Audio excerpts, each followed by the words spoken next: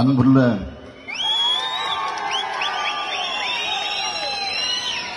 தலைவர் கலைஞர் அவர்களின் 94ஆம் ஆண்டினுடைய பிறந்த நாள். 60 ஆண்டு காலம் சட்டமன்ற பணியில வைர விழா. இந்த 2 நிகழ்ச்சிகளை ஒருங்கிணைத்து எழுச்சியோடு ஏற்றத்தோடு நடைபெற்றுக் கொண்டிருக்கக்கூடிய இந்த மாபெரும் விழாவினுடைய தலைவர், கழக பொதுச் செயலாளர் இனமான பேராசிரியர் பெருந்தகை அவர்களே, துவக்கத்தில் அனைவரையும் வரவேற்று மகிழ்ந்திருக்கக்கூடிய முதன்மை செயலாளர் சட்டமன்ற எதிர்க்கட்சியினுடைய துணைத் தலைவர் அண்ணன் துரைமுருகன் அவர்களே, அகில இந்திய காங்கிரஸ் பேரியக்கத்தினுடைய துணைத் தலைவர் என்னுடைய பேரன்பிற்குரிய திரு ராகுல் காந்தி அவர்களே, உரையாற்றி விடைபெற்றிருக்கக்கூடிய பீகார் மாநிலத்தினுடைய முதல்வர் மாண்புமிகு நிதிஷ்குமார் அவர்களே, ஜம்மு காஷ்மீர் முன்னாள் முதல்வர் மதிப்பிற்குரிய உமர் அப்துல்லா அவர்களே, புதுச்சேரி மாநிலத்தினுடைய முதலமைச்சர் மாண்புமிகு திரு நாராயணசாமி அவர்களே, மார்க்சிஸ்ட் கம்யூனிஸ்ட் கட்சியினுடைய பொதுச் செயலாளர் மதிப்பிற்குரிய சீதாராம் யெச்சூரி எம்பி அவர்களே, இந்திய கம்யூனிஸ்ட் கட்சியினுடைய பொதுச் செயலாளர் திரு சுதாகர் ரெட்டி எம்பி அவர்களே, இந்திய கம்யூனிஸ்ட் கட்சியினுடைய தேசிய செயலாளர் அன்புக்குரிய டி ராஜா எம்பி அவர்களே, இந்திய யூனியன் முஸ்லீம் லீக் கட்சியினுடைய தலைவர் பேரன்பிற்குரிய பேராசிரியர் ஐயா காதர் மொஹிதீன் அவர்களே, தேசியவாத காங்கிரஸ் கட்சியினுடைய நாடாளுமன்ற உறுப்பினர் மஸ்ஜித் மேமன் அவர்களே, ஐக்கிய ஜனதா தளத்தினுடைய செயலாளர் கேசி தியாகி எம்பி அவர்களே, நிறைவாக நன்றி நல்க இருக்கக்கூடிய இந்த நிகழ்ச்சி, இந்த விழா இந்த அளவிற்கு எழுச்சியோடு ஏற்றத்தோடு நடைபெற வேண்டும் என்று தலைமை கழகம் எந்த அளவிற்கு விரும்பியதோ அதைவிட பல மடங்கு இந்த நிகழ்ச்சியை மிக பெரிய அளவில பிரம்மாண்ட நிலையில நடத்தி காட்டியிருக்கக்கூடிய சென்னை மேற்கு மாவட்ட கழகத்தினுடைய செயலாளர் சட்டப்பேரவை உறுப்பினர் அருமை சகோதரர் ஜே அன்பழகன் அவர்களே, மேடையில் வீற்றிருக்கக்கூடிய தமிழகத்தை சார்ந்திருக்கக்கூடிய பல்வேறு அரசியல் கட்சியினுடைய தலைவர் பெருமக்களே,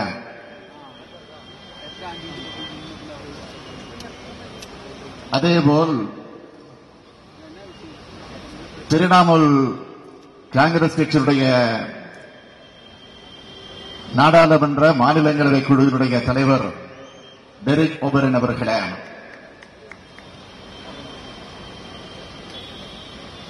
நம்முடைய தோழமை கட்சிகளை சார்ந்திருக்கக்கூடிய தோழர்களே, நண்பர்களே, பெரும் திரளாக திரண்டிருக்கக்கூடிய பெரியோர்களே, தாய்மார்களே,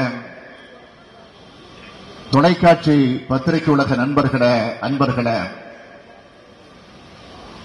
என் உயிரோடு கலந்திருக்கக்கூடிய தலைவர் கலைஞர் அவர்களின் உயிரினும் மேலாக விளங்கிக் கொண்டிருக்கக்கூடிய உடன்பிறப்புகளே, உங்கள் அனைவருக்கும் என்னுடைய அன்பான வணக்கம். தலைவர் கலைஞர் அவர்களின் 94ஆம் ஆண்டினுடைய பிறந்த நாள் விழா.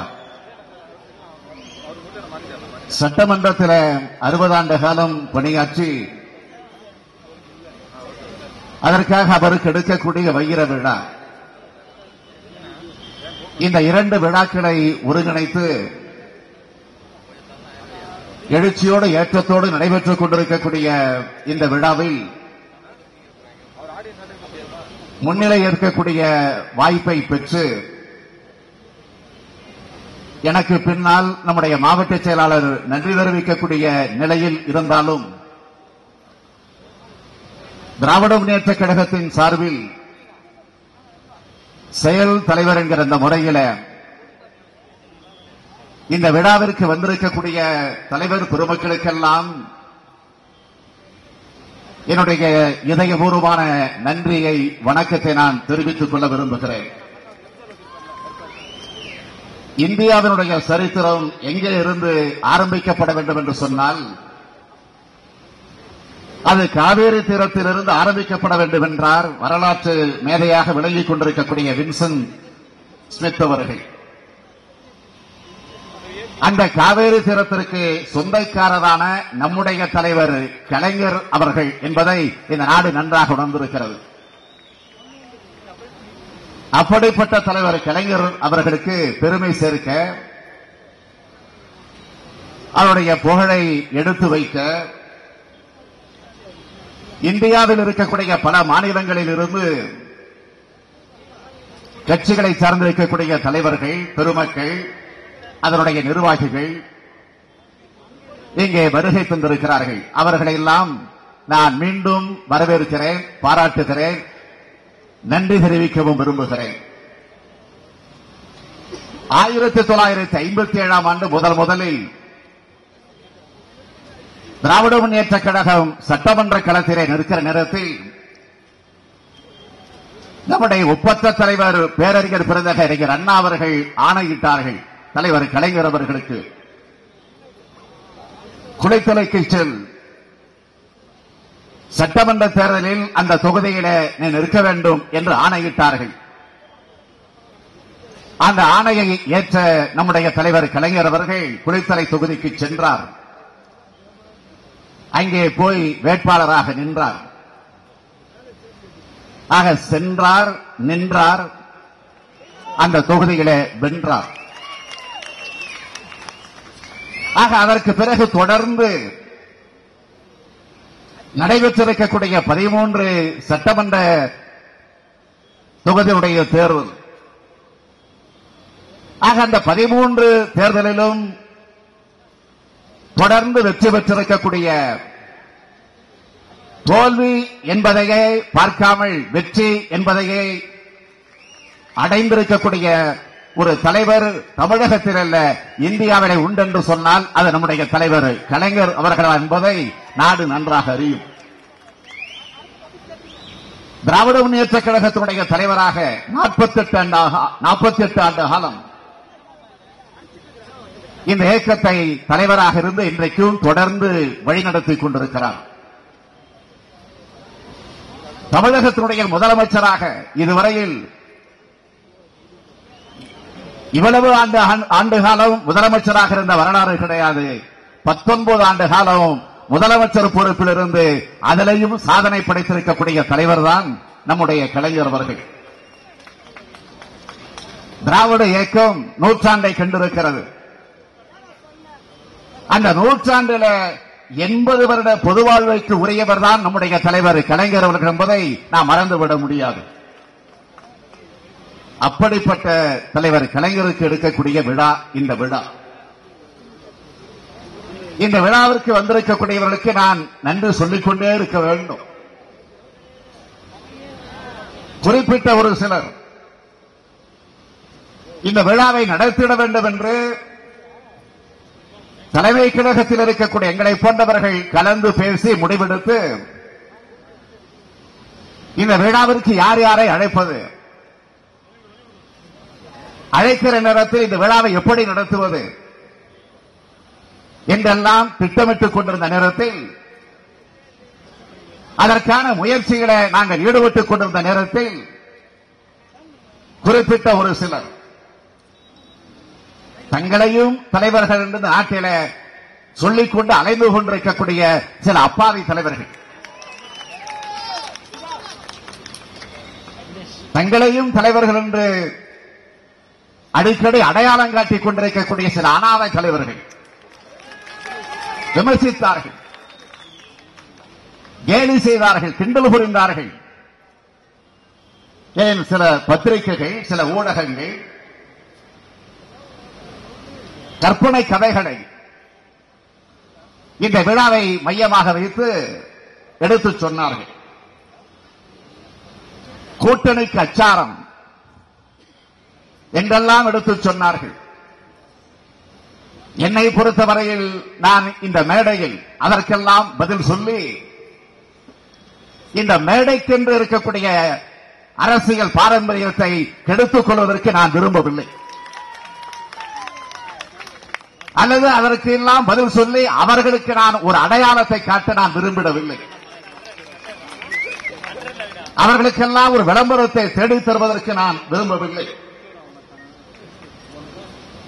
இந்த விழா குறித்து முரசொலி இதழில் உங்களில் ஒருவன் என்ற அந்த தலைப்பில் நான் அவ்வப்போது எழுதக்கூடிய அந்த கட்டுரையில் இந்த விழாவை பற்றி குறிப்பிட்டு சொன்னேன். நீங்கள் எல்லாம் அதை பெரு மனதோடு ஏற்றுக்கொண்டு என்னை மதித்து தம்பி அழைக்கிறான், தனையன் அழைக்கிறான் என்ற உணர்வோடு வந்து இங்கே குழுமி இருக்கிறீர்களே, அப்படி குழுமி இருக்கக்கூடிய உங்களுக்கெல்லாம் நான் எப்படி நன்றி சொல்ல போகிறேன் என்று எண்ணிக்கொண்டிருக்கிறேன். தலைவன் வழியில, என் தந்தையின் வழியில, அவருடைய மொழியில சொல்ல வேண்டும் என்று சொன்னால் இங்கிருந்து என்னுடைய கையை நீட்டுகிறேன். இந்த கையை நீட்டுகிற போது உங்களுடைய இரு கைகளையும் தொட்டு அதற்கு நன்றி சொல்வதாக நீங்கள் கருதிக் கொள்ள வேண்டும் என்று நான் விரும்புகிறேன். இந்த விழாவை நடத்துகிற இடத்தில் என்னுடைய நினைவு கடந்த 25 ஆண்டு காலத்திற்கு பின்னால் செல்லுகிறது. 1988 ஆண்டு செப்டம்பர் திங்களில் இதே சென்னை மாநகரத்தில் தலைவர் கலைஞர் அவர்கள் முன்னின்று நடத்திய தேசிய முன்னணியின் தொடக்க விழா மாநாடு மிக சிறப்போடு நடத்தினார். அந்த மாநாட்டில் அகில இந்திய அளவில் இருக்கக்கூடிய தலைவர்கள் எல்லாம் வந்து பங்கேற்றார்கள். VP Singh, NT Ramarao, Ajith Singh, SR பொம்மை, பர்னாலா, பகபூனா, சரத் சந்திரா சின்ஹா, விஜய் பட்நாயக், மோகன்தா, தேவிலால் போன்ற பல தலைவர்கள் அந்த தொடக்க விழா நிகழ்ச்சிக்கு, அந்த மாநாட்டிற்கு வந்தார்கள், உரையாற்றினார்கள். அந்த மாநாடு தொடங்குவதற்கு முன்னால் சென்னை மாநகரத்தில் ஒரு மிகப்பெரிய பேரணியை நடத்தினோம். சென்னை தியாகராய நகர் பனகல் பூங்காவில் இருந்து அந்த பேரணி தொடங்கி கடற்கரையிலே வந்து அடையக்கூடிய அந்த மாநாடு, அந்த பேரணி, அந்த பேரணி அண்ணா சாலையில் வருகிற போது அதை பார்வையிடுவதற்காக சிறப்பு மேடை ஒன்று அமைக்கப்பட்டிருந்தது. ஸ்பென்சருக்கு பக்கத்தில், காகிதமில்ல கல்லூரிக்கு பக்கத்தில் அந்த சிறப்பு மேடை அமைக்கப்பட்டு அந்த மேடையில அத்துணை தலைவர்களும் நின்று அந்த பேரணியை பார்த்து உற்சாகப்படுத்தினார்கள், ஊக்கப்படுத்தினார்கள். அப்பொழுது ஏறக்குறைய ஒரு 30 லட்சம் இளைஞர்களை ஒன்று திரட்டி இளைஞர் அணியின் சார்பில் ஒரு மிகப்பெரிய அணிவகுப்பை நடத்தினோம். ராணுவ மிடுக்கோடு நடைபெறக்கூடிய ஒரு அணிவகுப்பை நடத்தினோம். அதற்கு இளைஞர் அணியின் செயலாளராக அன்றைக்கு நான் பொறுப்பிருந்த காரணத்தால் அந்த அணிவகுப்பிற்கு தலைமை தாங்கி வரக்கூடிய வாய்ப்பை பெற்று அந்த அணிவகுப்பை பார்த்த தலைவர்கள் எல்லாம் ஆச்சரியப்பட்டார்கள், அதிசயமடைந்தார்கள், பரவசமடைந்தார்கள், பாராட்டினார்கள். அதற்கு பிறகு ஒரு நாள் நான் டெல்லிக்கு செல்லுகிறேன். அப்பொழுது இந்தியாவினுடைய பிரதமராக VP சிங் பொறுப்பில் இருக்கிறார். டெல்லிக்கு சென்ற நேரத்தில் பிரதமர் என்கிற அந்த முறையில் அவரை சந்திக்க வாய்ப்பு கேட்டேன். பிரதமரை அப்பொழுது சந்திக்க வாய்ப்பு கேட்டப்போ உடனே எனக்கு நேரம் கிடைச்சது. இப்பெல்லாம் கிடைக்காது, அது வேறு. ஆக வாய்ப்பு கிடைத்ததை பெருமையாக கருதி அவரை சந்திக்க சென்றேன். என்னோடு சில நண்பர்கள் வந்தார்கள். அந்த நண்பர்கள் ஒருவர் பிரதமரிடத்தில் ஒவ்வொருவரையாக அறிமுகப்படுத்தி வைத்தார்கள். அறிமுகப்படுத்தி வைக்கிற நேரத்தில் என்னை பிரதமரிடத்திலே சுட்டிக்காட்டி அறிமுகப்படுத்துகிற போது, இவர் யார் தெரிகிறதா? இவர்தான் தமிழ்நாட்டினுடைய முதலமைச்சராக இருக்கக்கூடிய கலைஞர் அவருடைய மகன் என்று சொன்னார்கள்.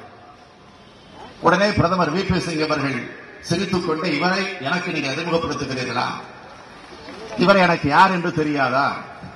தேசிய முன்னணியின் தொடக்க விழா சென்னையில் நடைபெற்ற போது லட்சக்கணக்கான இளைஞர்களை ஒன்று திரட்டி அதற்கு தலைமையேற்று வந்த அந்த இளைஞன் தானே இவன் என்று பெருமையோடு எடுத்துச் சொன்னார். அதுதான் இப்போது என்னுடைய நினைவுக்கு வருகிறது. இந்த விழாவை பொறுத்தவரை நமக்கெல்லாம் மகிழ்ச்சிதான், பெருமைதான், பூரிப்புதான், புலங்காகிற உணர்வோடு நாம் நின்று கொண்டிருக்கிறோம். ஆனால் அதே நேரத்தில் ஒரு ஏக்கத்தோடு நின்று கொண்டிருக்கிறோம். அதைத்தான் எல்லோரும் பேசுகிற போது குறிப்பிட்டு சொன்னார்கள். தலைவர்கள் எல்லாம் அமர்ந்திருக்கக்கூடிய இந்த மேடையில நடுநாயகனாக இன்றைக்கு இந்த விழாவினுடைய கதாநாயகனாக விளங்கிக் கொண்டிருக்கக்கூடிய நம்முடைய தலைவர் கலைஞர் அவர்கள் அமரவில்லையே என்ற இயக்கம் இல்லாமல் இல்லை. ஏன் என்பது உங்களுக்கு தெரியும், என்ன காரணம் என்பது வந்திருக்கக்கூடிய அத்தனை பேருக்கும் தெரியும். ஆக சற்று உடல் நலிவுற்று ஓரளவுக்கு கொஞ்சம் தேறிக்கொண்டிருக்கக்கூடிய இந்த சூழ்நிலையில எப்படியாவது இந்த நிகழ்ச்சிக்கு அழைத்து வர வேண்டும் என்று நாங்கள் எல்லாம் யோசித்தோம், விரும்பினோம். கழகத்தோழர்களுக்கு ஓரளவுக்கு திருப்தியை வழங்கிட வேண்டும் என்ற நிலையில எண்ணி பார்த்தோம். மருத்துவர்களோடு கலந்து பேசினோம். ஆனால் மருத்துவர்கள் அத்தனை பேரும் எங்களிடத்தில் கட்டாயமாக எடுத்து சொன்னது, தேறிக்கொண்டிருக்கக்கூடிய ஓரளவுக்கு தேறி வந்து கொண்டிருக்கக்கூடிய இந்த நிலையில நீங்கள் வெளியில் அழைத்து சென்றால் இன்ஃபெக்ஷன், தொற்று ஏற்பட்டுவிடும். எனவே எந்த காரணத்தை கொண்டு அழைத்து செல்லக்கூடாது என்று அந்த கட்டளையை பிறப்பித்த காரணத்தால் விழாவிற்கு வரவில்லை என்றாலும் பரவாயில்லை, தாங்கிக் கொள்ளுகிறோம். ஆனால் அவர் தொடர்ந்து நம்மை வழிநடத்த வேண்டும் என்ற அந்த நிலையிலே தான் இந்த நிகழ்ச்சிக்கு அவரை எங்களால் அழைத்து வர முடியவில்லை. தலைவர் கலைஞர் அவர்கள் தலைமையில் நடைபெற்றுக் கொண்டிருக்கக்கூடிய திராவிட முன்னேற்ற கழகத்தினுடைய வரலாறை மேடையில் அமர்ந்திருக்கக்கூடியவர்களுக்கு நான் எடுத்துச் சொல்ல வேண்டிய அவசியமில்லை. இந்திய அரசியலோடு ஒன்றிணைந்த இயக்கம்தான் திராவிட முன்னேற்ற கழகம். மாநில உரிமைகளுக்காக தொடர்ந்து போராடி கொண்டிருக்கக்கூடிய இயக்கம்தான் திராவிட முன்னேற்ற கழகம். மதச்சார்பற்ற தன்மையை காப்பாற்ற பாடுபடக்கூடிய கழகம்தான் திராவிட முன்னேற்ற கழகம். பிற்படுத்தப்பட்ட, மிகவும் பிற்படுத்தப்பட்ட பழங்குடி இனத்தை சார்ந்திருக்கக்கூடிய அவருடைய சமூக நீதிக்காக தொடர்ந்து போராடி கொண்டிருக்கக்கூடிய இயக்கம்தான் திராவிட முன்னேற்ற கழகம். விவசாயியுடைய தோழனாக என்றைக்கும் பீடு நடை போடக்கூடிய மாபெரும் இயக்கம் இந்த இயக்கம். தொழிலாளர்கள் உரிமைகளை தொடர்ந்து நிலைநாட்டக்கூடிய இயக்கம் இந்த இயக்கம். பெண்ணுரிமை வழங்கிய இயக்கம்தான் திராவிட முன்னேற்ற கழகம். ஒரே வரிகளை சொல்ல வேண்டும் என்று சொன்னால், தேசிய ஒருமைப்பாட்டிலும் நாட்டின் பன்முகத்தன்மையிலும் நம்பிக்கை கொண்டிருக்கக்கூடிய இயக்கம்தான் திராவிட முன்னேற்ற கழகம். அப்படிப்பட்ட இயக்கத்தினுடைய தலைவருடைய விழாதான் இங்கு நடைபெற்றுக் கொண்டிருக்கிறது. இது இந்திய திருநாட்டிற்கு நம்முடைய தலைவர் கலைஞர் அவர்கள் எத்தனை பிரதமர்களை உருவாக்கி தந்திருக்கிறார்கள், எத்தனை பிரதமர்கள் உருவாகுவதற்கு காரணமாக இருந்திருக்கிறார்கள், எத்தனை பிரதமர்கள் அந்த பொறுப்பில் உட்காருவதற்கு துணை நின்றிருக்கிறார்கள். மரியாதைக்குரிய அன்னையார் இந்திரா காந்தி அவர்களை பிரதமராக்கினார். சமூக நீதி காவலராக இருக்கக்கூடிய VP சிங் அவர்கள் பிரதமராக்க வேண்டும் என்று துணை நின்றார். தேவகவுடா, ஐக்கிய குஜரால் போன்ற பல பிரதமர்களை இந்த நாட்டிற்கு உருவாக்கி தருவதற்கு காரணக்கர்த்தாக்களில் ஒருவராக விளங்கியவர் நம்முடைய தலைவர் கலைஞர் அவர்கள். டெல்லியில ஒரு காலகட்டத்தில் நிலையான ஒரு ஆட்சி அமைய வேண்டும் என்பதற்காக அடல் பிகாரி வாஜ்பாய் அவர்களை பிரதமராக்குவதற்கும் பாடுபட்டவர் தான் நம்முடைய தலைவர் கலைஞர் அவர்கள். பொருளாதார நிபுணராக விளங்கிக் கொண்டிருக்கக்கூடிய டாக்டர் மன்மோகன் சிங் அவர்களை பிரதமர் பொறுப்பில் உட்கார வைத்து அழகு பார்த்தவர் தான் நம்முடைய தலைவர் கலைஞர் அவர்கள். இப்படி பிரதமர்களை மட்டுமல்ல, இந்திய நாட்டினுடைய முதல் குடிமகனாக விளங்கிக் கொண்டிருக்கக்கூடிய ஜனாதிபதிகளையே உருவாக்கி தரக்கூடிய அளவிற்கு ஆற்றலை பெற்றிருந்த தலைவர் தான் நம்முடைய தலைவர் கலைஞர் அவர்கள். ஆக தேசிய அரசியலுடைய திசையை நிர்ணயிக்கக்கூடிய ஒரு கலைஞரை விளக்கமாக விளங்கிக் கொண்டிருக்கக்கூடிய மாபெரும் தலைவர் தான் நம்முடைய தலைவர் கலைஞர் அவர்கள். சொன்னார்களே, இன்றைக்கு மத்தியில் இருக்கக்கூடிய ஆட்சி 3 ஆண்டு காலம் நிறைவடைந்திருக்கக்கூடிய இந்த சூழ்நிலையில நம்முடைய காங்கிரஸ் கட்சியுடைய துணைத் தலைவர் மதிப்பிற்குரிய திரு ராகுல் காந்தி அவர்கள் ஆதாரத்தோடு அதே நேரத்தில் ஆவேசத்தோடு எடுத்துச் சொன்னார். என்ன செய்திருக்கிறார்கள்? மக்களை பற்றி கவலைப்படுகிறார்களா? மக்களுடைய பிரச்சனையை தீர்க்க வேண்டும் என்று இன்றைக்கு அவர்கள் அந்த பணியில் ஈடுபடுகிறார்களா? ஏதோ இன்றைக்கு பாராளுமன்ற தேர்தலில் பெரும்பான்மையான இடங்களை பெற்ற காரணத்தால் ஒரு மிருகத்தனமான நிலையில பெரும்பான்மையை பெற்றிருக்கிற காரணத்தால் எதை வேண்டுமானாலும் செய்து கொண்டிருக்கலாமா? இதே பிஜேபி ஆட்சி 3 ஆண்டு காலம் நிறைவடைந்திருக்கக்கூடிய நேரத்தில் நான் கேட்க விரும்புவது, ஆட்சிக்கு வருவதற்கு முன்பு தேர்தலை நீங்கள் சந்தித்த நேரத்தில் மக்களிடத்தில் எடுத்துச் சொன்ன வாக்குறுதிகள் என்ன, உறுதிமொழிகள் என்ன, தேர்தல் அறிக்கையிலே குறிப்பிட்டு காட்டியிருந்தீர்களே. டீம் இந்தியா என்பது பிரதமர் தலைமையிலே செயல்படக்கூடிய ஒரு அமைப்பு. அதை இனி பிரதமர் தலைமையிலே மட்டுமல்ல, அவர்கள் சொன்னது தேர்தல் அறிக்கையில மாநில அளவில் இருக்கக்கூடிய முதலமைச்சர்களை ஒருங்கிணைத்து டீம் இந்தியாவை நாங்கள் உருவாக்குவோம் என்று சொன்னார்களே. நான் கேட்கிறேன், உருவாக்கப்பட்டிருக்கிறதா? இந்த நாட்டில் இருக்கக்கூடிய இளைஞர்களுக்கு வேலைவாய்ப்பு ஏற்படுத்தி தருவோம். ஆக நாங்கள் ஆட்சிக்கு வந்தவுடன் 2 கோடி பேருக்கு வேலைவாய்ப்பு உருவாக்குவோம் என்று உறுதிமொழி தந்தீர்களே. என்ன ஆச்சு அந்த உறுதிமொழி? விவசாயிகளுடைய வருமானத்தை 1.5 மடங்கு உயர்த்தி காட்டுவோம் என்று சொன்னீர்களே, அது நிறைவேற்றப்பட்டிருக்கிறதா? கருப்பு பணத்தை மீட்போம், வெளிநாட்டில் இருக்கக்கூடிய வங்கிகளில் இருக்கக்கூடிய கருப்பு பணத்தை எல்லாம் மீட்டு வந்து அதை இந்தியாவிற்கு கொண்டு வருவோம். அத்தோடு நிறுத்தல, அதையும் தாண்டி சொன்னார்கள். என்ன தெரியுமா? அதை பயன்படுத்தி இந்தியாவில் இருக்கக்கூடிய ஒவ்வொருவருக்கும் தனித்தனியாக 15 லட்சம் ரூபாய் வங்கியில டெபாசிட் செய்வோம் என்று உறுதி தந்தார்களே. நான் கேட்கிறேன், 15 லட்சம் வேணா 15,000 போட்டிருக்காங்களா? 15,000 வேணா அட்லீஸ்ட் ஒரு 15 ரூபாய் போடப்பட்டிருக்கா? லஞ்சம் ஊழலை ஒழிக்க வேண்டும் என்பதற்காக லோக்பால் உருவாக்கப்படும் என்று சொன்னீர்களே. லோக்பால் உருவாக்கப்படும் என்று அது இன்றைக்கு உருவாகி இருக்கா? இல்லையே. ஆக 3 ஆண்டு காலமாக எதையும் செய்யல, எதை பற்றியும் கவலைப்படல. ஆக அதையெல்லாம் மூடி மறைக்க வேண்டும் என்பதற்காக தேர்தல் நேரத்தில் வழங்கிய வாக்குறுதிகளை மக்கள் மறக்க வேண்டும் என்பதற்காக அதை மூடி மறைக்க நம்முடைய ராகுல் காந்தி அவர்கள் இங்கே சொன்னது போல ரூபாய் நோட்டுகள் செல்லாது அறிவிச்சாங்க. அதற்கு பிறகு இப்போ திடீரென்று மாட்டிறைச்சிக்கு தடை. ஆக இந்த நிலையில்தான் மத்தியில் இருக்கக்கூடிய பிஜேபியுடைய ஆட்சி நடைபெற்றுக் கொண்டிருக்கிறது தவிர வேறல்ல. இந்த விழாவின் மூலமாக நான் மீண்டும் மீண்டும் வலியுறுத்த விரும்புவது,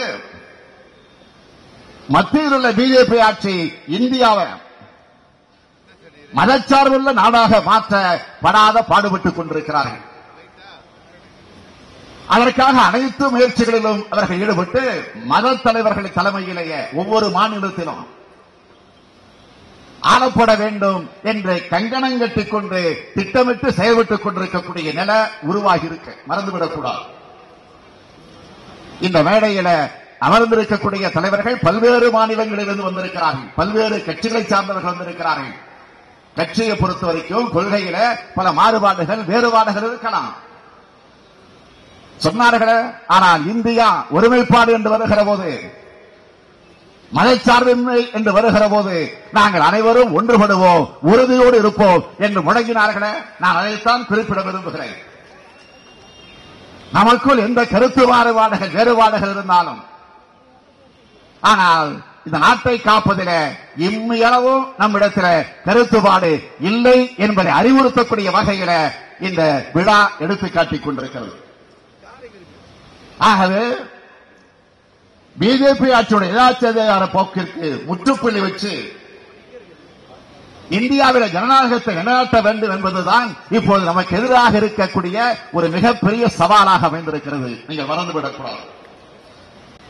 அப்படிப்பட்ட நேரத்தில் நம்முடைய தலைவர் கலைஞர் அவர்கள் உடல்நலத்தோடு இருந்திருந்தார், இந்நேரம் இருந்திருந்தார், மத்திய அரசினுடைய போக்கிற்கு குரல் கொடுக்கக்கூடிய முதல் தலைவராக, முதல் நபராக தலைவர் கலைஞர் அவர்கள் இருந்திருப்பார். இந்தியாவை காக்கக்கூடிய போராட்டத்திற்கு இந்நேரம் நம்மையெல்லாம் வகைப்படுத்தி இருப்பார்கள், நமக்கெல்லாம் வழிகாட்டி இருப்பார்கள்.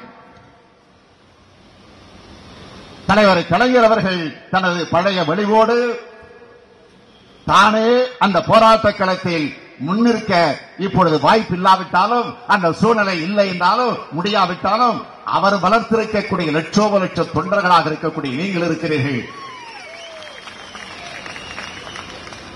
நமக்கு முக்கியம் ஆட்சி அல்ல.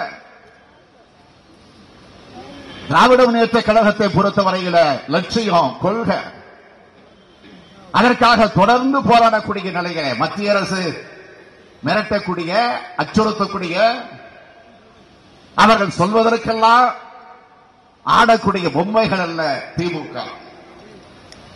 கள்ளிக்காட்டை அழிப்பது கள்ளிக்காட்டின் மீதுள்ள கோபத்தினால் அல்ல, கள்ளிக்காட்டை அழிப்பது கள்ளிக்காட்டின் மீது இருக்கக்கூடிய கோபத்தினால் அல்ல, அங்கே ஒரு நந்தவனத்தை உருவாக்க வேண்டும் என்பதற்காகத்தான் நாம் அந்த முனைப்பில் ஈடுபடுகிறோம். தவிர வேறல்ல. ஆட்சி பெரிதல்ல. ஆட்சி பெரிதென்று கருதியிருந்தால் 75ஆம் ஆண்டு 76ஆம் ஆண்டு நெருக்கடி உள்ள நேரத்தில் ஆட்சியிலிருந்து நாம் காப்பாற்றப்பட்டிருக்க முடியாதா? ஆட்சியை பற்றி கவலைப்படலையே. நெருக்கடி நிலை எதிர்த்த காரணத்தால் ஆட்சியை போச்ச கவலைப்பட்டாரா கலைஞர்? ஏன் அதற்கு அடுத்து இலங்கை தமிழர்களுக்காக நம்முடைய ஆட்சி பறிபோகலையா? அதற்காக கவலைப்பட்டாரா? இல்லையா? கொள்கைதான், லட்சியம் தான் என்ற அந்த நிலையில் இருந்து நாம் என்றைக்கும் பின்வாங்கியது கிடையாது. பிஜேபி ஆட்சி இன்றைக்கு மிக பெரும்பான்மை பெற்றிருக்கக்கூடிய ஆட்சியாக இருக்கலாம். ஆக இந்த பெரும்பான்மை பெற்றிருக்கிற காரணத்தால் எதிர்க்கட்சிகளை அழிக்கக்கூடிய நோக்கத்தோடு இன்றைக்கு நாடெங்கும் காய்களை அவர்கள் நகர்த்திக் கொண்டிருக்கலாம். இந்த நாட்டை காவி நாடாக்க கங்கணம் கட்டி அதற்கான எல்லா முயற்சிகளும் இப்போது நடக்க தொடங்கி இருக்கிறது. மறந்துவிடக்கூடாது நண்பர்களே. இந்த சூழலில் தான் நாம் எல்லாம் இங்கே கூடியிருக்கிறோம். மதச்சார்பற்ற ஆட்சியை உருவாக்கிட ஒன்று சேருவோம். இப்பொழுது மத்திய அரசுடைய பணிகளை குறிப்பாக தமிழ்நாட்டை பொறுத்தவரை நாம் பார்த்துக் கொண்டிருப்பது, திடீரென்று மொழியை திணிக்கிறது. அந்தந்த மொழியில் இருக்கக்கூடியவர்கள் அந்தந்த மொழியில் பேசலாம், அந்தந்த மொழிக்கு சம்பந்தம் இல்லாதவர்கள் மீது மொழியை திணிப்பது என்பது தவறு. இந்தியை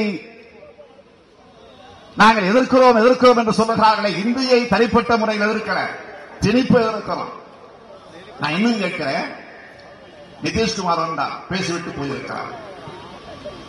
நாங்கள் இந்திய எதிர்ப்பவராக இருந்தால் பீகார் மாநிலத்தில் இருந்து நிதிஷ்குமார் இந்த மேடை கழித்திருப்போமா? இதை அவர்கள் சிந்தித்து பார்க்க வேண்டாமா? அதேபோல பல்வேறு இந்தி பேசக்கூடிய மாநிலத்திலிருந்து பல தலைவர்கள் வந்திருக்கிறார்களே, அதுவல்ல.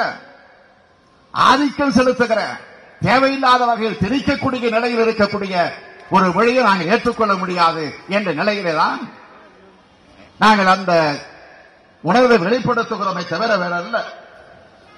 இப்பொழுது மாட்டிறைச்சிக்கு தடை போட்டு அதை ஒரு குழப்பத்தை இன்றைக்கு ஏற்படுத்திக் கொண்டிருக்கிறார். ஆகவே நான் ஒரே வரியில் சொல்லிட வேண்டும் என்று சொன்னால்,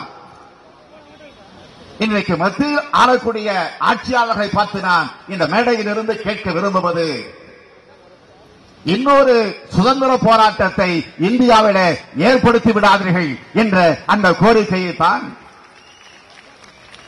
அதை சந்திக்க மக்கள் தயாராகிவிட்டார்கள். ஆக மக்கள் தயாராக இருக்கக்கூடிய நேரத்தில் மக்கள் கேட்கக்கூடிய கேள்வி, நாம் தயாராகிவிட்டோமா என்ற இந்த கேள்வியைத்தான் இன்றைக்கு அவர்கள் கேட்டுக் கொண்டிருக்கிறார்கள்.